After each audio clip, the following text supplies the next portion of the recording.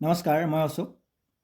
উচ্চ মাধ্যমিক শিক্ষা সংঘত চমুকৈ সেৱাৰ চিলেবাছৰ অন্তৰ্গত দশম শ্ৰেণীৰ মৰমৰ ছাত্ৰ ছাত্ৰীসকল, আজি তোমালোকৰ লগত আলোচনা কৰিম তোমালোকৰ চেপ্টাৰ নম্বৰ 10 10 নম্বৰ অধ্যায়ৰ পোহৰৰ প্ৰতিফলন আৰু প্ৰতিসৰণৰ যিটো মূল অনুশীলনী আছে, মেইন এক্সাৰচাইজ আছে, এই এক্সাৰচাইজ বা অনুশীলনীৰ দুটামান প্ৰশ্ন, নিউমাৰিকেল প্ৰব্লেম কেইটামান, মানে গাণিতিক সমস্যা। এই গাণিতিক সমস্যা দুটামান আমি আলোচনা কৰিম। তাৰে আমি গাণিতিক সমস্যা লৈছোঁ 12 নম্বৰৰ গাণিতিক সমস্যাটো। Number 12, question number 12, 15 centimetre focus দৈৰ্ঘ্যৰ উত্তল দাপোন এখন। দাপোনখন হ'ব উত্তল দাপোন। উত্তল হ'লে এনেকুৱা হ'ব, দাপোন।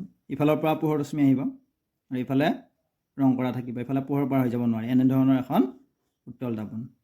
ইয়াৰ ইফালে আমি যদি চাওঁ, ভাস্কৰ্য ইয়াত ধৰিলোঁ, এনেকুৱা এখন দাপোন। দাপোন এখনৰ পৰা 10 চেণ্টিমিটাৰ দূৰত্বত বস্তু এটা ৰখা হ'ল। ইফালে এই বাওঁফালে সন্মুখত, দাপোনৰ সন্মুখত 10 চেণ্টিমিটাৰ দূৰত্বত বস্তু এটা ৰখা হ'ল। প্ৰতিবিম্বৰ অৱস্থান আৰু প্ৰকৃতি নিৰ্ণয় কৰা। চৰিত্ৰ নে বৈশিষ্ট্য। এতিয়া ইফালে 10 চেণ্টিমিটাৰ হ'লে আমাৰ 10 চেণ্টিমিটাৰটো কি হ'ব? এইটো লক্ষ্যবস্তু। লক্ষ্যবস্তুক ইউৰে, স্মল ইউৰে বুজাওঁ, আৰু ইউৰ এই মান 10 চেণ্টিমিটাৰটো আমাৰ কি হ'ব? নিগেটিভ হ'ব, মাইনাছ হ'ব। আমি লিখি ল'ম, দিয়া আছে লক্ষ্যবস্তুৰ দূৰত্ব ইফালে থাকিল আমাৰ লক্ষ্যবস্তুটো দাপোনৰ সন্মুখত। গতিকে ইফালৰ বাওঁফালৰ সকলোবিলাক দূৰত্ব কি হয়? ঋণাত্মক, নিগেটিভ হয়। কাৰণে ইউৰ মানটো লক্ষ্যবস্তু 10 চেণ্টিমিটাৰ। আৰু ফকাছ দৈৰ্ঘ্যটো আমাৰ কিমান হ'ব? 15 চেণ্টিমিটাৰ দিয়া আছে ইয়াত। 15 চেণ্টিমিটাৰ ফকাছ দৈৰ্ঘ্য বুলি দিয়া আছে, সেইকাৰণে 15 চেণ্টিমিটাৰ হ'ল। আৰু প্ৰতিবিম্বটো ক'ত গঠন হ'ব? প্ৰতিবিম্বটোৰ দূৰত্ব আমি নাজানো, আমি উলিয়াব লাগিব। সেইকাৰণে আমি কি কৰিব লাগিব? যিহেতু উত্তল দাপোন হৈছে, দাপোনৰ আমি সূত্ৰটো ব্যৱহাৰ কৰিম। আমি আগতে আলোচনা কৰিছিলোঁ, দাপোনৰ সূত্ৰটো আমি লিখাম। আমি পাইছোঁ দাপোনৰ সমীকৰণ মতে আমি পাওঁ, কি পাওঁ? 1/v plus 1/u is equal to 1/f। Focus দৈৰ্ঘ্য এটাকে আমি কি উলিয়াব লাগে? ভিৰ মান উলিয়াই, সেইকাৰণে ভিটো আমি ইফালে ৰাখিলোঁ। 1/v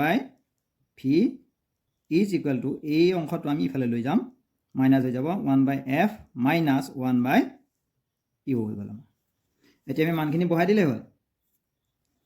কেনেকৈ বহাম আমি? 1/f, এফৰ মান দিয়া আছে কিমান? 15 চেণ্টিমিটাৰ। এইটো মাইনাছ, তাৰপিছত 1/u মান আমাৰ আকৌ -10 দিয়া আছে, এইটো -10। তেতিয়াহ'লে আমি কি কৰিব পাৰিম? সৰল কৰি দিলোঁ। সৰল কৰিলে 1/15 মাইনাছ দুয়োটা লাগি আমাৰ প্লাছ হৈ গ'ল, ইনটু হৈ গ'ল, পূৰণ হৈ গ'ল 1/10। এতিয়া আমি কি কৰিম? আমি সৰল কৰি ল'ম। 15 আৰু 10ৰ লসাগু কিমান হয়? 15 আৰু 10ৰ লসাগু 30 হ'ব, 30। 15ৰে ইয়াক বাৰ 2 বাৰ, 2 এগুণ 2, 2 প্লাছ 10ৰে 3 বাৰ যায়, 3 × 1 3। তাকে আমাৰ ইজিলি সমাধান হৈ গ'ল 30, 2 আৰু 3 লাগি 5 ইজ ইকুৱেল টু কিমান হ'ল? আমি কেনচেল কৰিব পাৰোঁ। 5ৰে 30ক কেইবাৰ যায়? 5ৰে 5 এগুণ 5, 5 6 গুণ 30, 1/6। এতিয়া যিহেতু আমাৰ মানটো ওলাল কিমান? 1/v ইজ ইকুৱেল টু 1/6 ওলাল। এটাকে ভিৰ মান উলিয়াব লাগিলে আমি কি কৰিম? ওলোটাই দিম। ভি দুয়োফালে ওলোটাই দিলোঁ, ভি ইজ ইকুৱেল টু 1/6 আছিল, 6 হ'ল। এইটো ওলোটাই দিলোঁ, ভি পালোঁ, এইটো ওলোটাই দিলোঁ, 6 পালোঁ, অৰ্থাৎ 6 চেণ্টিমিটাৰ। অৰ্থাৎ আমাৰ যিটো লক্ষ্যবস্তু আছিল -10 চেণ্টিমিটাৰ, ইফালে ক'ৰবাত আছিল, আৰু গঠন হ'ব এইখিনিত, মাজতে কোনোবা এখিনিত গঠন হ'ব। কিমান চেণ্টিমিটাৰ দূৰত গঠন হ'ব বুলি পালোঁ আমি? ভি ইজ ইকুৱেল টু 6, ইয়াতে ইফালে গঠন হ'ব। প্লাছ পজিটিভ ওলাইছে, ইফালে ইয়াতে গঠন হ'ব আমাৰ, ইফালে দাপোনৰ পিছফালে গঠন হ'ব। গতিকে আমি গোটেইখিনি চাই চিতি আমি লিখিব পাৰিম। যিহেতু প্ৰতিবিম্ব ভি ধনাত্মক, মানে পজিটিভ, এনেদৰে লিখিব পাৰা, প্লাছ ভি ই বুলি লিখিব পাৰা। গতিকে প্ৰতিবিম্ব দাপোনৰ পিছফালে গঠন হ'ব। আমি জানো দাপোনৰ পিছফালে প্ৰতিবিম্ব গঠন হ'লে প্ৰতিবিম্ববিলাক কি হয় অসৎ আৰু থিয় হয়, আৰু দাপোনৰ সন্মুখফালে যদি গঠন হয় তেতিয়াহ'লে সৎ আৰু প্ৰতিবিম্বৰ ওলোটা হয়। গতিকে আমাৰ পিছফালে গঠন হৈছে, গতিকে প্ৰতিবিম্বটো কি হ'ব, চৰিত্ৰ বৈশিষ্ট্যটো প্ৰতিবিম্ব অসৎ হ'ব, প্ৰতিবিম্ব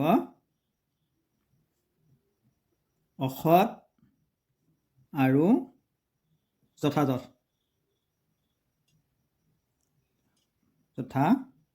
মানে থিয় হ'ব, একে নিচিনা, ওলোটা নহয়। গতিকে আমাৰ এইটো সমাধান আমি এনেদৰে কৰিব পাৰিম। এইটো নোট কৰি ল'বা।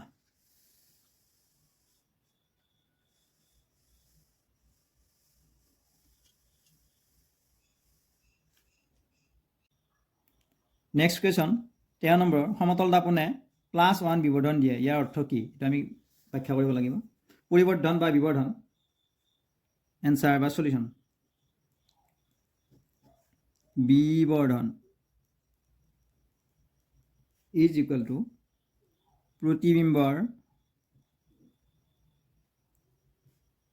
আকাৰ, তাক আমি কি বুলি লিখোঁ, এইচ ডেছ এনেদৰে লিখোঁ, আৰু লক্ষ্য বস্তুৰ আকাৰ,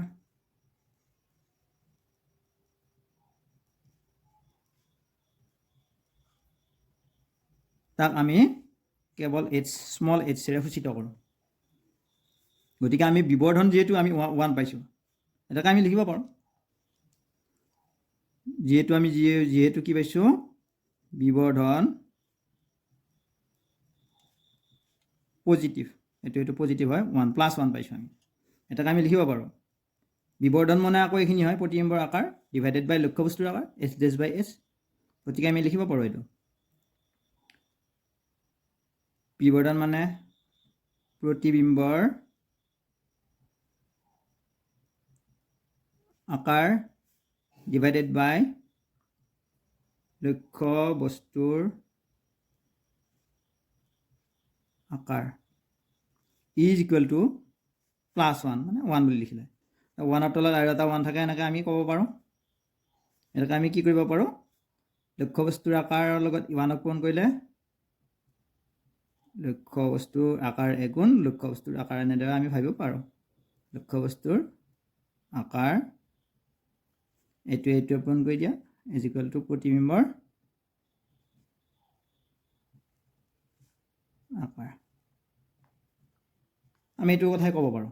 তাৰমানে আমি বিবৰ্ধনৰ যিটো মান আগতে আমি আলোচনা কৰিছিলোঁ, বিবৰ্ধনৰ মান n বুলি যদি ধৰোঁ, nৰ মান যদি আমাৰ কি হয়, nৰ মান যদি 1 হয়, ইকুৱেল টু 1 হয়, অৰ্থাৎ কি হ'ব, আমাৰ প্ৰতিবিম্বৰ আকাৰ আৰু লক্ষ্য বস্তুৰ আকাৰ একে হ'ব বুলি আমি জানো। সেইকাৰণে আমি এইটো সমতল দাপোনে +1 বিবৰ্ধন দিলে ইয়াৰ অৰ্থ এইটো হ'ব, বিবৰ্ধন মানে এইচ ডেছ বাই এছ, প্ৰতিবিম্বৰ আকাৰ হৰণ লক্ষ্য বস্তুৰ আকাৰ।